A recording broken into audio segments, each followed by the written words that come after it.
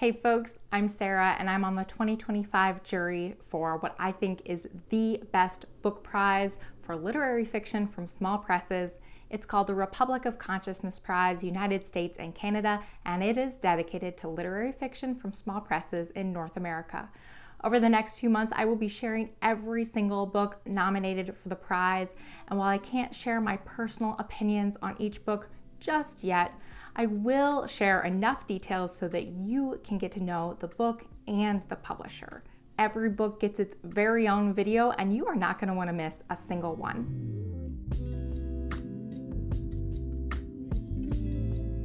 Next up is book number 28, and that is Little Lazarus by Michael Bible, published by Clash Books. This novella follows teenagers Francois and Eleanor. They are a rebellious pair, each dealing with their own personal struggles in their own personal self-destructive ways. And the novel does give a bit of their background and their own personal stories, but it really spins around or is refracted through one specific single night when they are driving drunk down an isolated country road and disaster strikes. Every other element in this story kind of circles around what happened on this one night. And in fact, the story, as you go back to this one night, the story changes as it moves on from there, or turns in a different direction that it hadn't been heading before, or changes entirely. It's an interesting take on what is real. And it all circles around this one night. But Francois and Eleanor are not the only main characters in this book, not even the only perspectives we get in this book. We also get the perspectives of Lazarus and Little Lazarus. Lazarus and Little Lazarus are tortoises, and they each play a big role in the lives of Francois and Eleanor. Or we could actually say Francois and Eleanor play big roles in the lives of Lazarus and Little Lazarus, because the lives of Lazarus and Little Lazarus start before Francois and Eleanor are in the picture, and they extend way, way, way after Francois and Eleanor, all the way to the end of the world. So, whose book is this? Michael Bible is originally from North Carolina. His work has appeared in the Paris Review and Oxford American, among other places, and he now lives in New York. Clash Books is based in Troy, New York, and they publish literary fiction, nonfiction, and literary horror.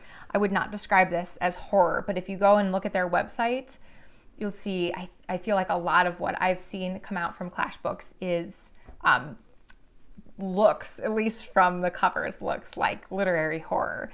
And they say they publish work that also blends and challenges genre expectations. They say Clash Books is where high and low art meet to make something fresh, new, and exciting. And they say we publish the books that are too good to be ignored, but that the bigger presses are too risk averse to publish. And my favorite of their taglines, they say, we put the lit in literary. So let's talk about animal POV. The sections from Francois and Eleanor's perspectives are in first person, but for the tortoise sections in this book, it's in third person, but it's a close third. So we're still seeing the story through a tortoise's eyes, and we see events through their eyes, and we get their thoughts, even though it does feel like a bit at a distance. And I'm curious about your experiences with animal perspectives in fiction. Do you enjoy it? Do you have good examples of things you've read and enjoyed? It feels so obvious to say it, but I feel like the choice of animal, if you're choosing to have an animal POV, the choice of animal is really important. It has to fit with the themes and the rhythms and the tones of the novel. And so here I think it's key that we're getting the perspective of tortoises. It lends kind of their species lends a gravity to the sections from their perspectives, because they're such imposing animals, but they're also gentle. I don't know any tortoises, but the sense I get is that they're gentle and slow and heavy, and it just lends a gravity to their sections. almost like a wisdom. And I think that also comes from the fact that they feel so ancient, like as a species. They feel like they are from a time before. And that absolutely has implications for the themes of this novel in particular, which you will discover for yourself when you read it. So very important that we get the perspective of tortoises in this novel. I would love to hear your examples of animal perspectives in fiction. This is my example for you.